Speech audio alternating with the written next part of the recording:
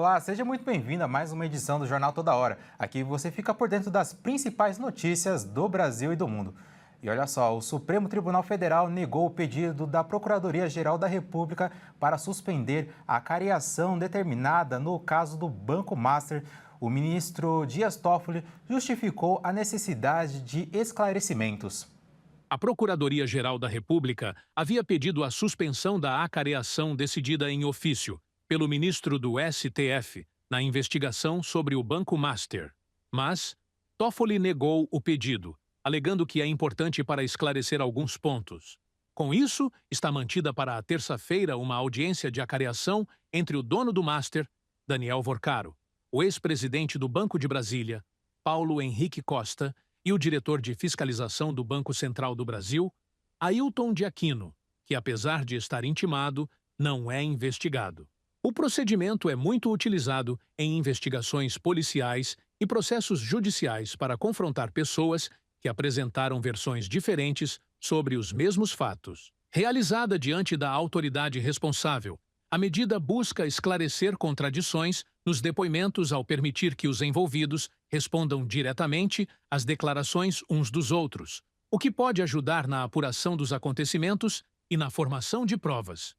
A PGR alegou que os intimados para a acareação ainda não tinham sido ouvidos individualmente e a análise do material da operação ainda não foi finalizada. Toffoli entendeu que, apesar de eles não terem sido ouvidos pela Polícia Federal, as informações das três partes intimadas para a acareação precisam ser esclarecidas porque os elementos da investigação apontam para essa necessidade. Para Toffoli, há informações públicas nesse sentido também.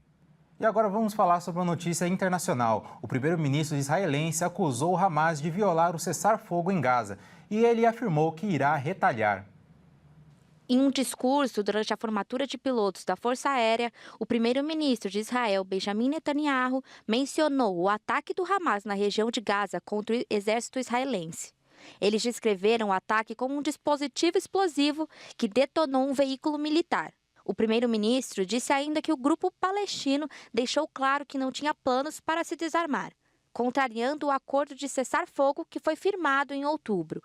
Um oficial militar se feriu no ataque. O primeiro-ministro de Israel deixou claro em seu discurso que vai haver retaliação contra os terroristas. O oficial do Hamas negou este ataque e disse que a explosão foi causada por bombas deixadas por Israel que não haviam explodido.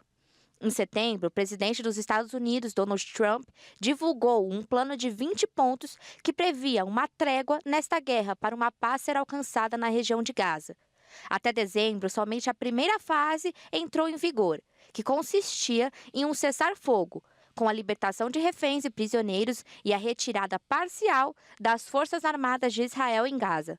No plano do presidente dos Estados Unidos, ainda prevê o desarmamento do grupo palestino Hamas e sua saída no governo de Gaza, além da retirada total das tropas de Israel. Mas o Hamas afirmou que só iria se desarmar quando o Estado palestino fosse criado, algo que o governo de Israel jamais permitirá. O Ministério da Saúde de Gaza confirmou que Israel matou mais de 400 pessoas no território desde o cessar-fogo, e 3 soldados israelenses foram mortos em ataques de militantes. O primeiro-ministro de Israel deve se encontrar com Donald Trump para discutir a próxima fase do plano do presidente americano para a faixa de Gaza. Eu fico por aqui e às 18 horas eu volto com mais notícias. Até mais!